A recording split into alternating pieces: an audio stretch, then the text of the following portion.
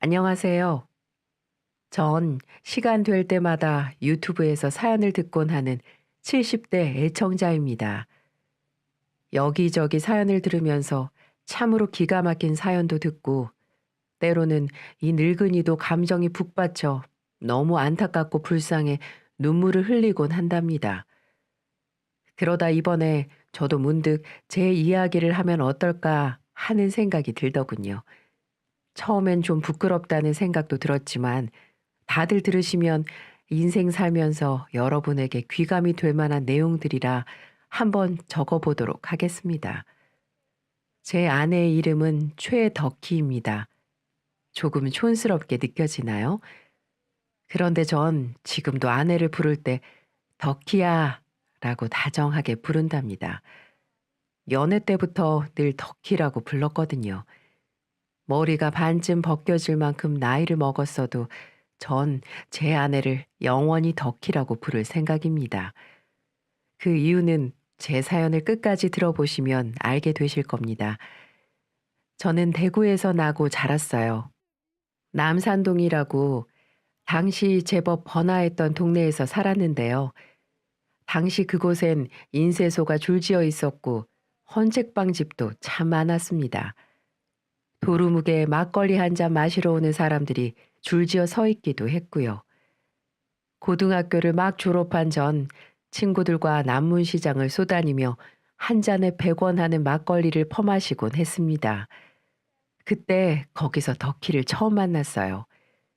어깨까지 오는 단발머리에 발그레한 볼을 가진 덕희는 가느다란 손가락으로 도루묵 한 마리를 짚고 있었는데 전 그만 그 모습을 보고는 덕희에게 한눈에 반해버리고 말았지요.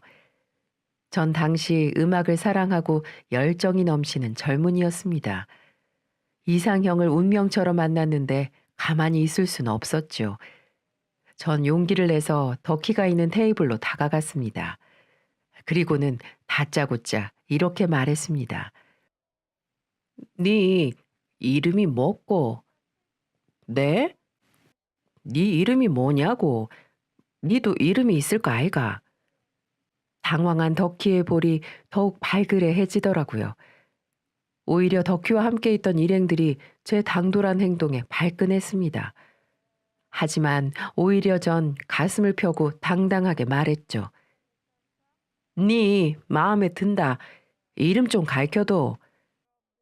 덕희는 동그랗고 새카만 눈을 또르르 굴리며 말하더군요. 최덕희.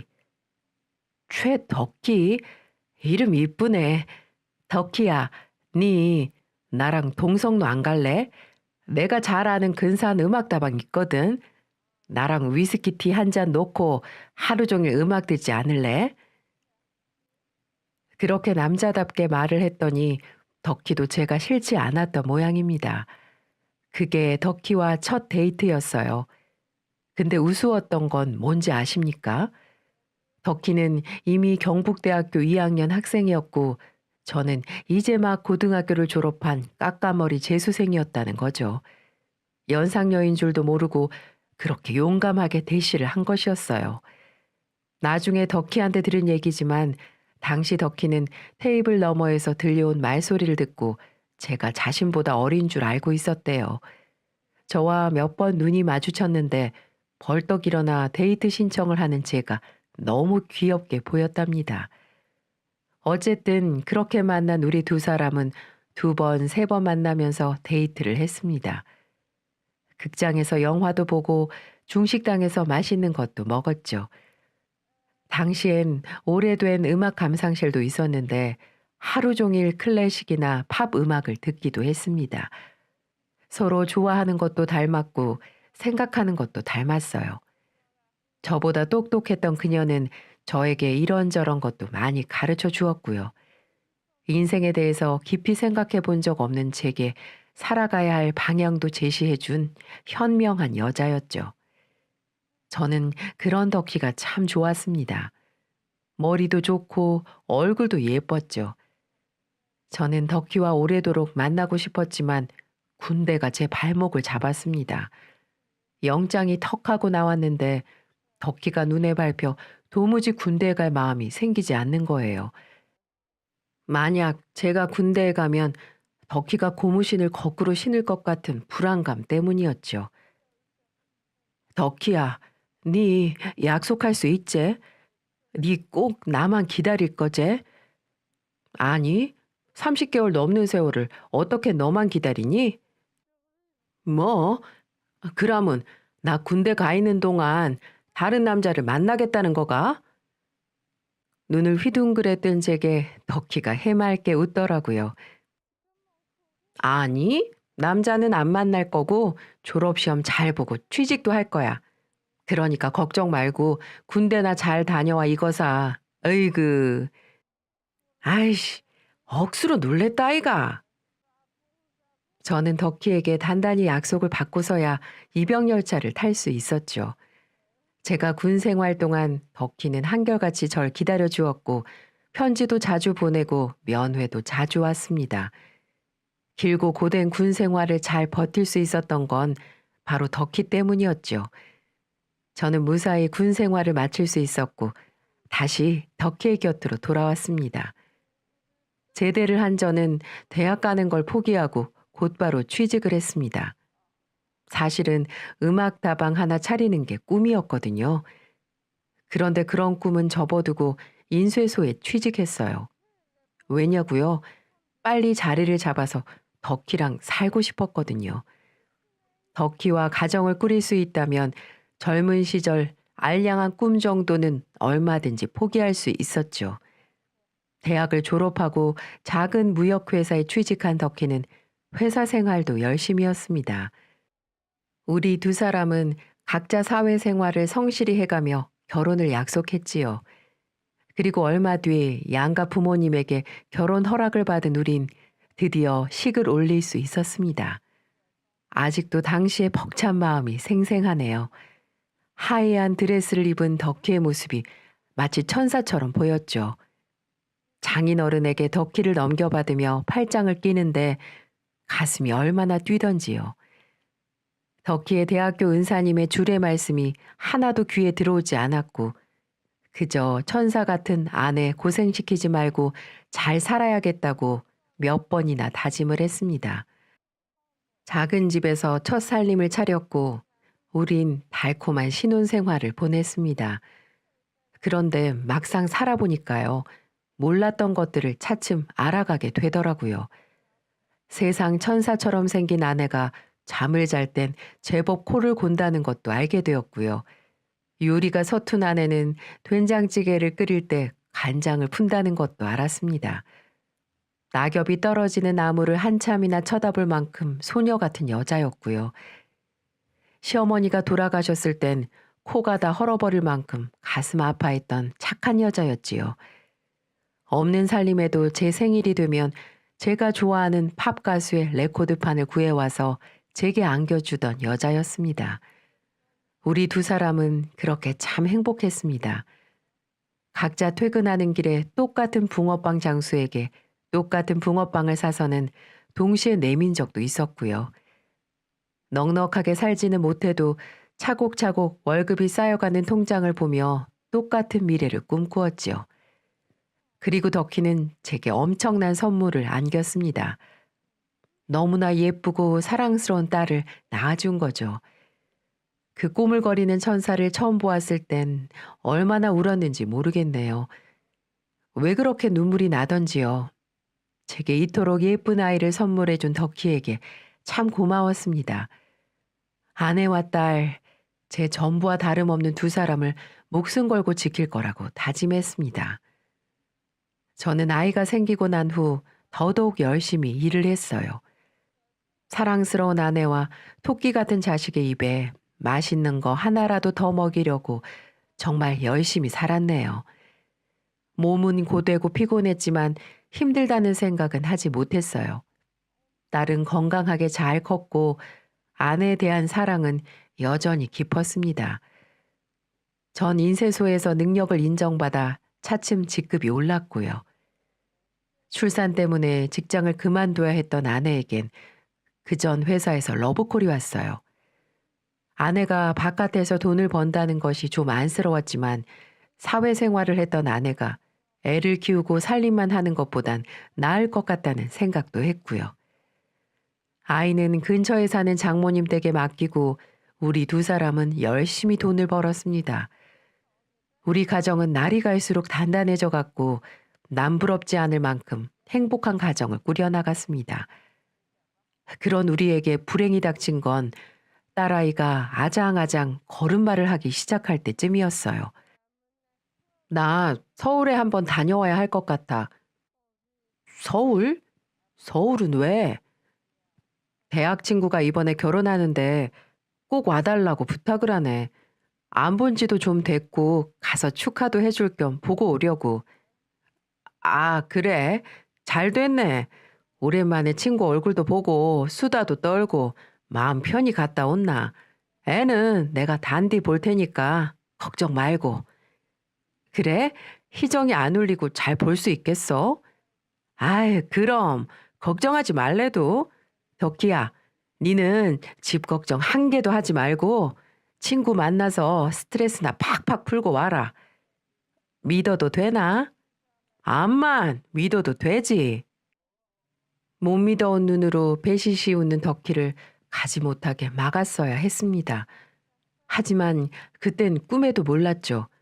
그 얼굴이 덕희의 마지막 모습일 줄은 꿈에도 몰랐습니다. 아내는 이틀 일정으로 서울로 떠났어요. 첫날은 잘 도착했다는 연락을 받았는데요. 돌아오기로 한 둘째 날부터 연락이 오지 않더라고요. 그때까지만 해도 크게 심각하게 생각하진 않았습니다. 지금이야 휴대폰이 흔하지만 당시엔 공중전화에서 전화를 거는 일도 만만한 일이 아니었거든요. 때가 되면 잘 돌아오겠거니 그렇게 생각을 하고 말았죠. 하지만 시간은 점점 늦어졌고 아내는 집으로 돌아오지 않았습니다. 슬슬 걱정이 되며 뜬 눈으로 밤을 새웠죠. 날이 밝았는데도 덕희는 소식이 없었습니다. 저는 서랍장을 뒤져 아내의 서울 친구라는 사람의 연락처를 겨우 찾아낼 수 있었어요. 그 집에 전화를 걸어 아내의 행방을 물었는데 전혀 뜻밖의 답이 돌아오는 게 아니겠어요? 덕희요? 덕희가 아직도 도착을 하지 못했어요? 이상하네요. 분명 대구로 내려간다고 버스 터미널로 갔는데. 예? 그게 정말입니까? 분명 버스 터미널로 간 게 확실해요? 네, 확실히 그랬어요. 제가 택시까지 타는 거 봤는데.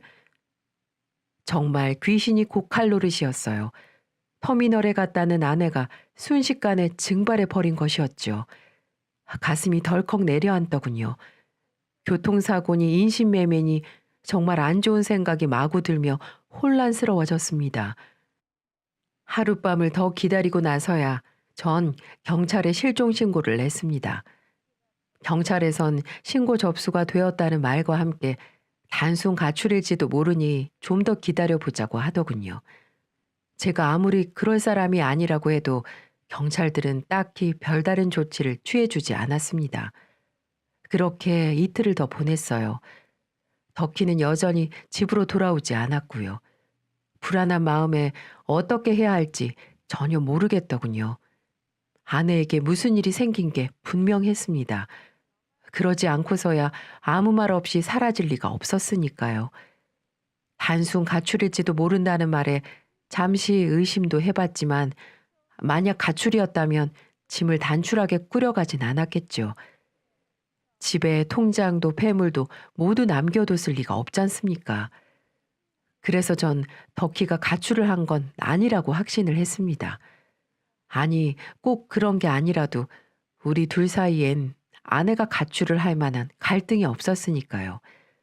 누구보다 행복하게 살고 있었고 아내에겐 눈에 넣어도 안 아플 소중한 딸이 있었으니까요. 누구보다 딸을 생각했던 아내는 저희를 두고 가출이라든지 도망을 갈 일이 없었어요. 속절없이 시간은 흘렀고 저는 더 이상 가만히 기다릴 수가 없었습니다. 아내의 사진 한 장을 들고 서울로 올라갔죠. 아이는 장모님께 맡기고 도저히 가만히 있을 수가 없어 막무가내로 올라갔었죠. 그리고 가서 아내가 친구 집을 나와서 갔다는 버스 터미널을 뒤지고 다녔습니다. 덕희야, 덕희야, 도대체 어디 있노? 내하고 우리 딸은 어떻게 살라고? 제발 돌아와 달란 말이다. 네 딸이 니를 애타게 기다리고 있단 말이다. 저는 미친 사람처럼 아내 사진을 보여주며 흔적을 찾기 시작했습니다. 버스표를 끊어주는 매표원도, 거리를 바삐 다니는 사람들, 그리고 노포에서 장사를 하는 장사꾼에게도 말이죠. 하지만 아무도 아내를 봤다는 사람은 없었어요. 정말 막막했어요. 애타게 아내를 찾는 제게 도움을 주는 사람은 아무도 없었습니다. 담당 경찰서를 찾아가 봐도 마땅한 방법을 제시해 주지 못했습니다. 그때 당시에는 요즘엔 흔하디 흔한 그 CCTV 같은 것도 없었기 때문에 유일하게 찾을 수 있는 방법은 직접 뛰어다니는 방법밖에 없었고요. 그리고 혹시 몰라서 인근 병원을 다 뒤져봤는데도 최덕희라는 환자는 없었습니다. 그렇게 결국 전 아무 성과 없이 대구로 돌아올 수밖에 없었죠. 아내가 돌아오지 않은 지 열흘이 넘어갔습니다. 대체 어디서부터 시작을 해야 할지, 아내를 찾으려면 어떻게 해야 할지 감이 잡히지가 않더라고요. 이 소식을 들은 지인들이 말도 안 된 소문들을 퍼뜨리기 시작하더군요. 어떻게 흉악범한테 납치된 거 아니야? 요즘 세상에 누가 마음 먹고 잡아가고 모를 세상이잖아. 아유, 어떡하면 좋냐. 아이고, 혹시 바람나서 도망간 거 아니야? 재수 씨 누가 봐도 미인이잖아. 분명 다른 남자하고 눈 맞아서 다른 지역에 가서 살고 있을 거야. 그러니까 더 이상 찾지 말고 네 인생 살아 이거사. 덕희 집안 아버지가 노름해서 큰 빚이 있다고 소문 돌던데 혹시 그것 때문 아니야? 아버지가 제 딸을 팔아넘긴 거 아니냐고. 아우 무서워라 무서워. 이렇게 유언비어를 터뜨리며 제 마음을 더 아프게 했습니다. 네가 봤나? 네가 우리 집사람 바람난 거 봤냐고. 내 아내는 그럴 사람도 아니고 지 자식 버리고 도망갈 여자도 아니다. 라고 말하며 주먹으로 그렇게 말한 놈의 면상을 때려 경찰서에 가서 유치장에 있기도 했었죠. 참 살고 싶지 않았습니다. 음식도 물도 일도 아무것도 먹고 싶지도 않고 하고 싶지도 않았어요. 전 매일을 울다 지쳐 쓰러져 잠들기를 반복할 뿐이었습니다.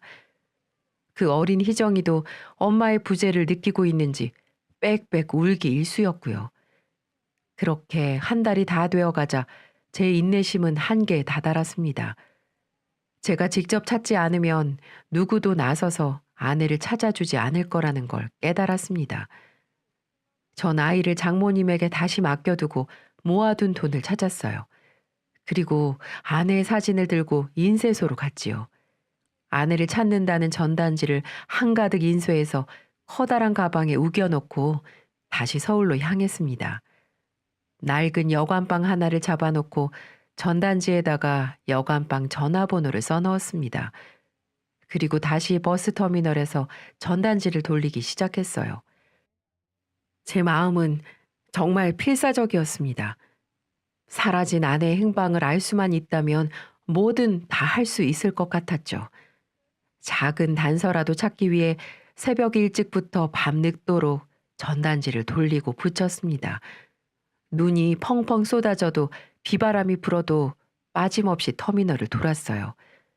그렇게 2달을 꼬박 미친 듯이 살았고요. 하지만 제가 기다리는 소식은 어디에서도 들려오지 않더군요. 경찰서에서도 이래저래 조사를 해봤지만 실종자 단서가 전무하다면서 고개를 내젓더군요. 가끔 전화를 해온 사람들은 다 사기꾼 천지였습니다. 아내의 있는 위치를 알려줄 테니 먼저 돈부터 보내라는 인간들도 있더이다. 지금 당신 아내 동대문 방직 공장 근처에서 본 것 같은데 돈 입금하면 바로 위치 알려주겠소. 그런 전화를 받고 돈을 입금해주면 돈만 받고 자취를 감춰버리더군요. 어떻게 인간의 탈을 쓰고 그런 짓을 벌일 수가 있는지, 저의 애타는 마음을 이용해 먹는 그런 사람들 생각하면 정말 죽이고 싶었습니다. 저는 날이 갈수록 절망했습니다. 대체 왜 단란했던 우리 가정에 이런 일이 벌어진 건지 이해할 수가 없었죠. 이제는 제발 생사만이라도 알고 싶다는 생각이 간절했습니다. 덕희는 추위를 많이 타서 이 추운 날 길거리에 있으면 안 되는데, 피부가 약해 찬바람을 조금만 맞아도 손이 트는 연약한 여자인데 대체 아내는 어디로 가버린 것일까요? 밥은 챙겨 먹고 있는 걸까요? 컴컴한 여관 골방에서 제 가슴을 얼마나 쳤는지 모르겠습니다. 답답한 마음에 이불을 뒤집어 쓰고 밤새 통곡을 했었죠. 그래도 덕희는 돌아오지 않았습니다. 조금씩 지쳐가더군요. 이미 망가질 대로 망가진 몸뚱아리, 아내를 찾는 동안에 제 몸무게는 15kg가 빠져 있었습니다. 허리띠가 맞지 않을 만큼 제 몸 상태는 최악으로 변해 있었어요. 제게는 힘도 정신 상태도 바닥이 되고야 말았습니다. 들고 온 돈도 전단지도 모두 떨어진 상태였고요. 이젠 댁으로 돌아올 수밖에 없었죠. 장모님 댁으로 가서 맡겨놓은 딸아이를 2달 만에 만났습니다. 그 사이 부쩍 컸더군요. 까칠해진 아빠 얼굴을 대번에 알아본 희정이는 제게 와락 안겼습니다. 딸아이를 부둥켜 안고 얼마나 울었는지 모르겠네요.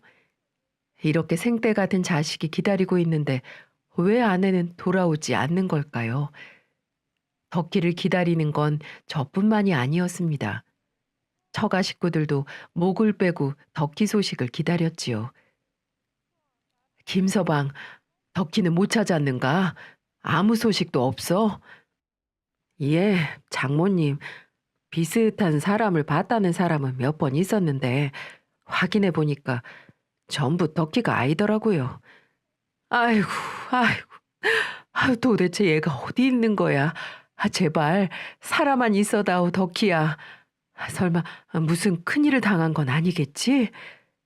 장모님, 우리 기다려봐요. 엄마, 그렇게 나약한 사람 아닙니다.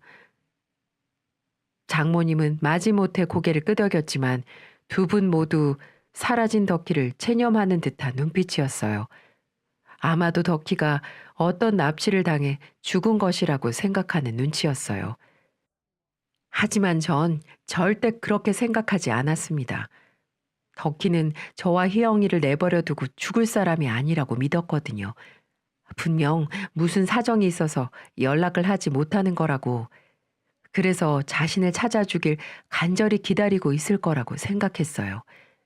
바로 그날 밤 오래도록 비어있던 집에 돌아갔는데 전화벨이 울리더군요. 저는 떨리는 손으로 수화기를 잡았습니다. 여보세요? 덕희가? 덕희가? 아, 안녕하세요. 저 덕희 친구 되는 사람인데요.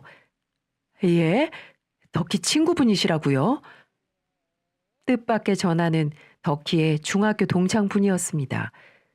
그분이 일부러 전화를 준 건 덕희의 모습을 본 것 같다고 말을 해주기 위해서였어요. 그게 정말입니까? 어디서 보셨는데요? 예? 그러니까 제가 일이 있어서 원주에 갔는데요. 원주 시내 근처에서 덕희를 봤어요. 네, 틀림없이 덕희였어요. 원주라고요? 그 친구가 본 덕희의 모습은 무척 이상했다고 했어요. 그리고 혼자가 아니었다고 했어요. 남자들 사이에서 위태롭게 있어 보인다고 했습니다. 참 이상하다고 생각을 했었는데 나중에 덕희의 실종 소식을 듣고 제게 연락을 한 거라고 말을 해주었죠.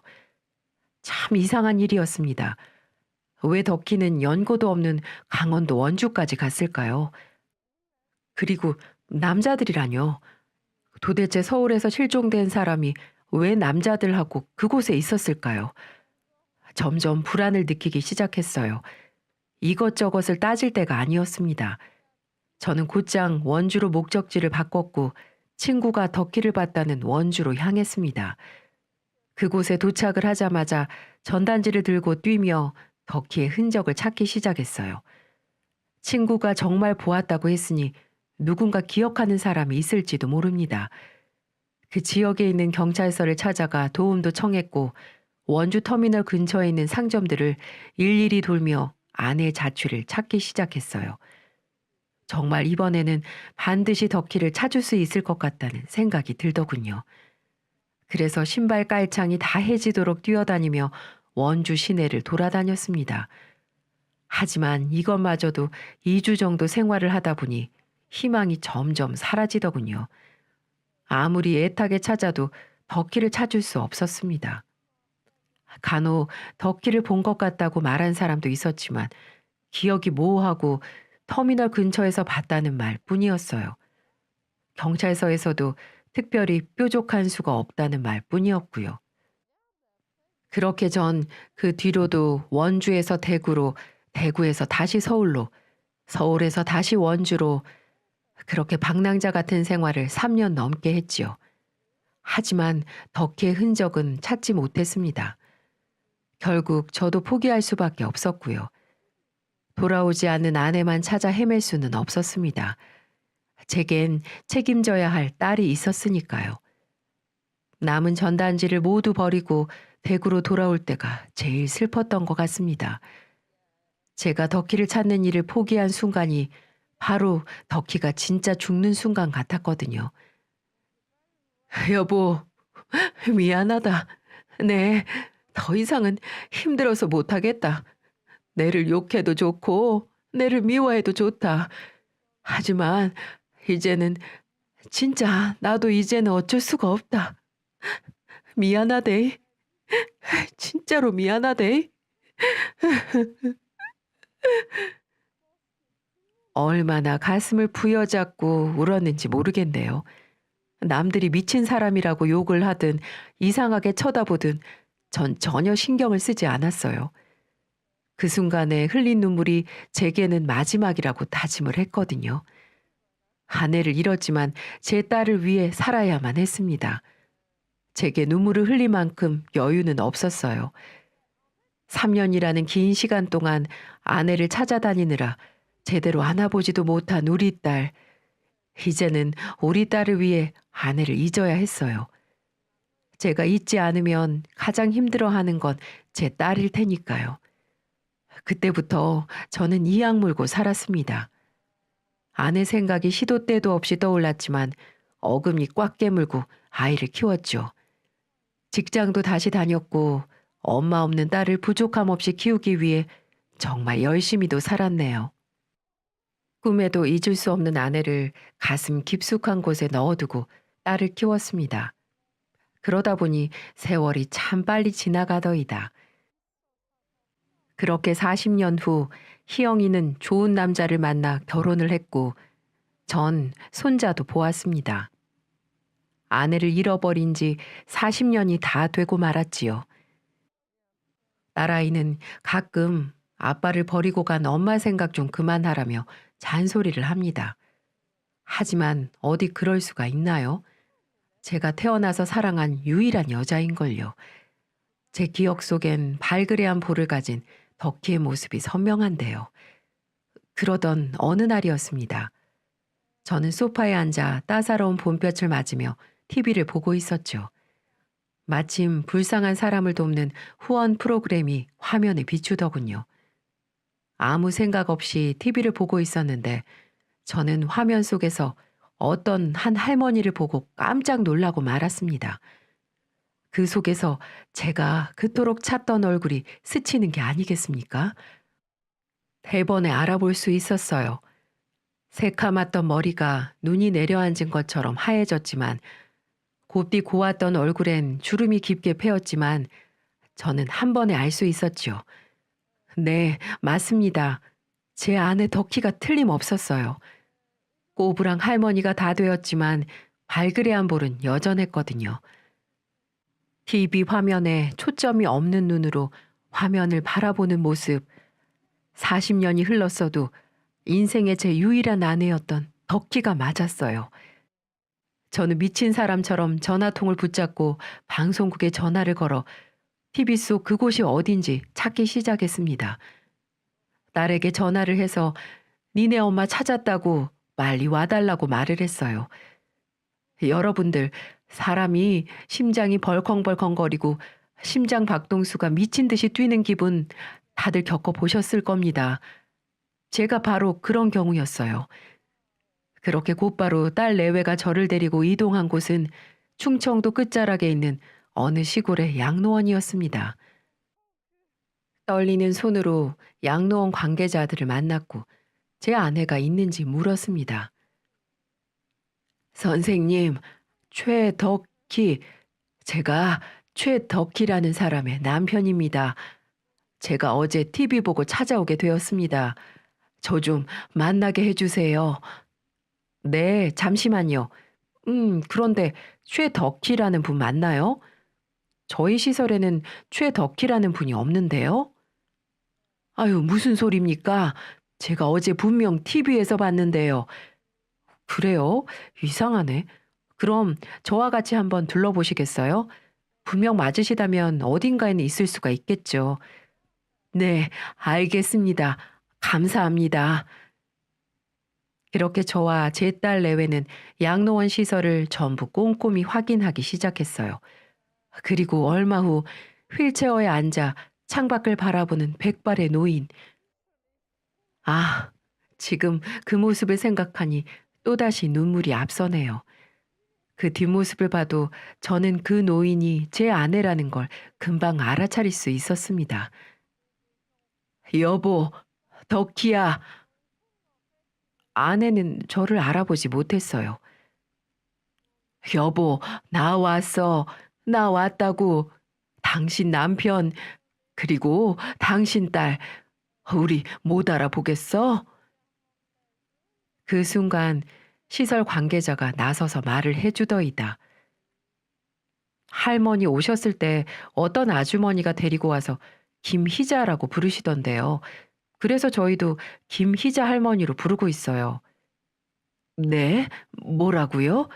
기억을 못한다니요?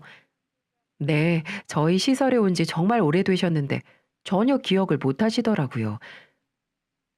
들어보니 어디 길거리에서 노숙 생활을 하다가 발견이 됐다고 하더라고요. 그 모습을 보고 어떤 분이 안쓰러워서 한동안 후원해 주셨다가 힘들어지자 이 시설로 보내셨다는 얘기를 들었습니다. 청천벽력 같은 소리. 그동안 아내는 어떤 이유인지 몰라도 긴 세월을 노숙을 하며 제정신이 아닌 상태에서 생활을 하다 한 귀인을 만나 여기까지 오게 된 거였어요. 저는 그런 아내의 눈을 바라봤습니다. 아내는 눈을 껌뻑거리기만 할 뿐 저를 알아보지 못하더군요. 가슴이 미어지는 것 같았습니다. 아내는 무슨 충격 때문인지 자신에 관해서 모두 잊고 만 것이었죠.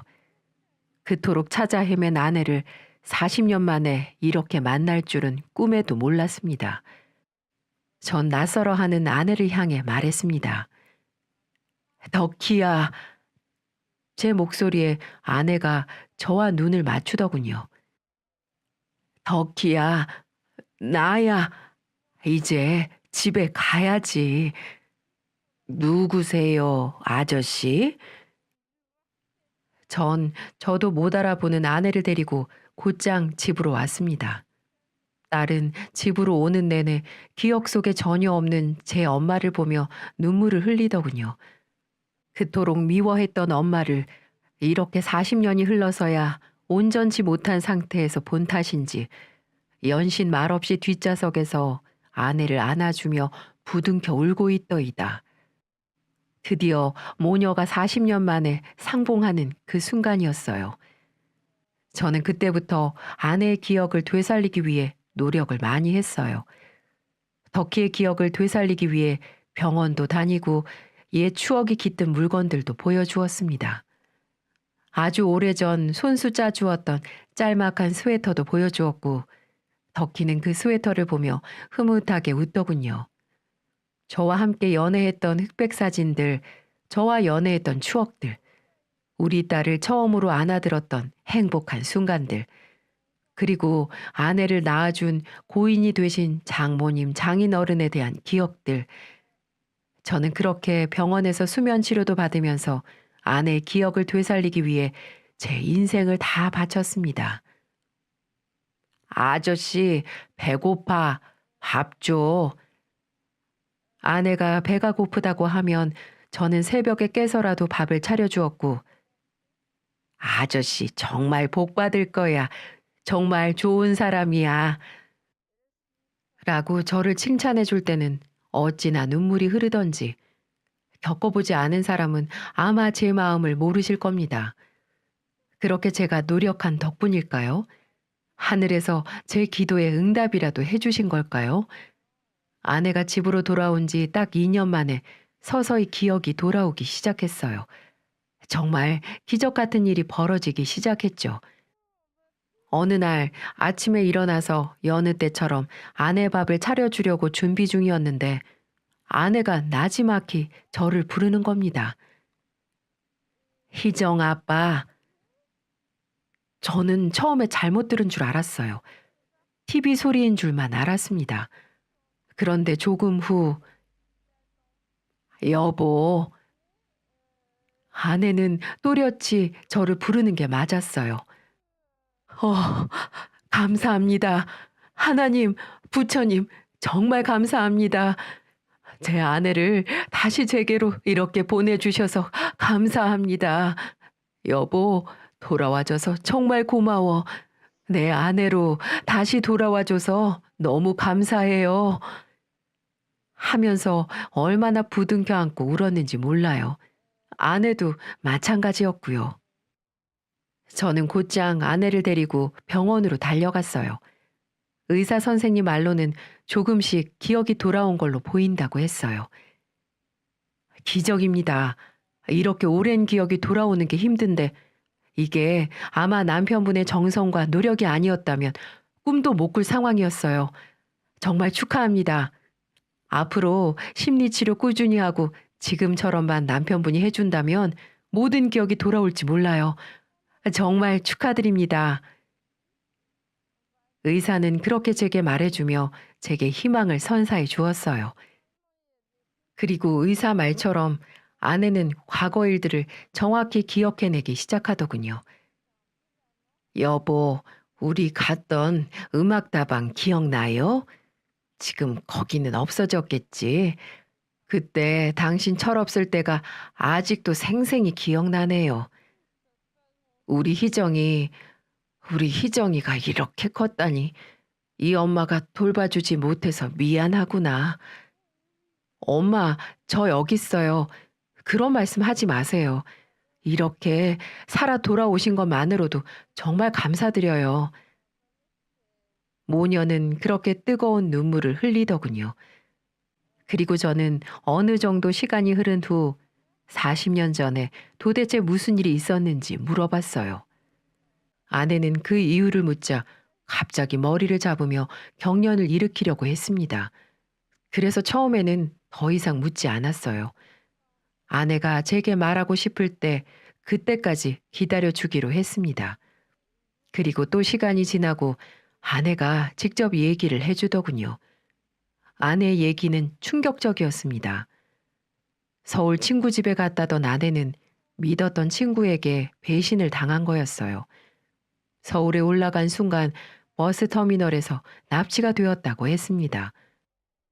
아내 친구는 서울에 올라와 남자를 잘못 만나 사채 빚이 많았다고 했는데 그 빚을 갚지 못하자 아내를 서울로 불러 보증을 서게 하려는 목적으로 아내를 불러들인 거였습니다.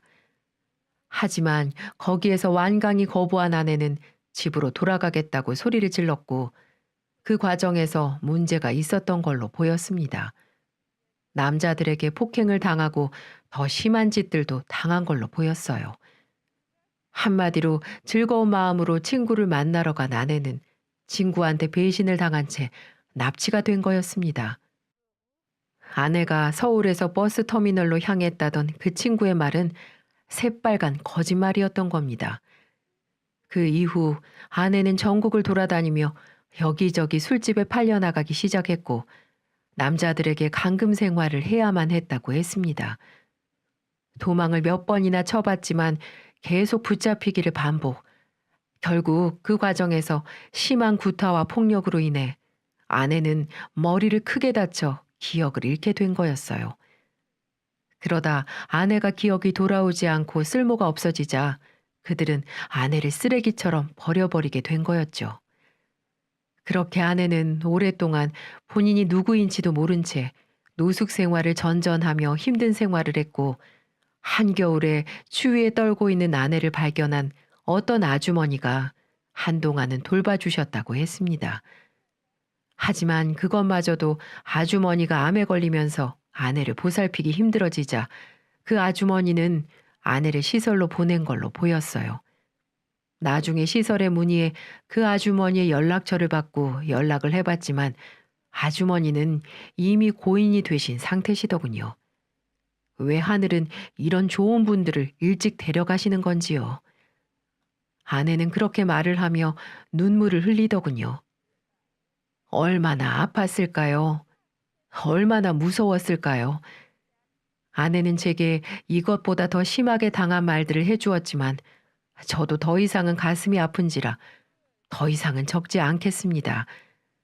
그저 이렇게 살아 돌아와 준 것만으로도 감사했어요. 아내는 다시 기억이 돌아와서 그런지 요즘 악몽을 꾸곤 합니다. 저는 그 모습을 보고 주름진 손으로 아내를 꼭 안아주고 있고요.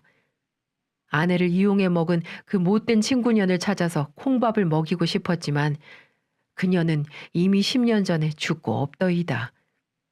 아내를 농락한 그 남자들은 어디에서 찾아보기도 힘들고 세월이 지나 흔적도 찾을 수가 없더군요. 아내의 복수를 해주고 싶었지만 그렇지 못한 이 현실이 너무 안타까웠습니다. 그래서 지금은 그저 아내가 최대한 안정을 찾을 수 있게 옆에서 도와주고 있네요.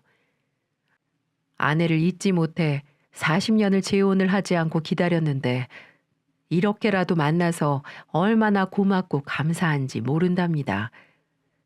현재 아내는 딸과 함께 많은 시간을 보내고 있습니다. 40년 동안의 긴 공백을 채우려는 듯 딸은 시간 날 때마다 찾아와 아내의 말벗이 되어주고 사랑을 듬뿍 준답니다. 그런 모녀의 모습을 보면 얼마나 감동스러운지 몰라요. 얼마 전에 설에는 제 손주에게 용돈도 직접 주었습니다. 이제 제가 소망하는 건 아내가 어둠 속에서 벗어나 가족의 소중함을 느끼게 해주고 행복을 다시 찾아주는 일이 아닌가 싶네요. 아내는 지금 제 옆에서 새근새근 코를 골고 자고 있네요. 고단했던 과거를 다 잊고 평온하게 잠들어 있는 것입니다. 이제 제 이야기는 이쯤에서 마무리를 할까 합니다. 저와 아내의 운명 같은 만남 어떠셨나요? 사람은 간절히 원하면 언젠가는 꼭 이루어진다고 하잖아요. 여러분들도 저처럼 간절히 소망하고 원한다면 기적 같은 희망을 볼 수 있으니 포기하지 마시고 부디 잘 이겨내셨으면 합니다. 항상 건강하고 행복하세요. 함께 해주신 여러분 감사합니다.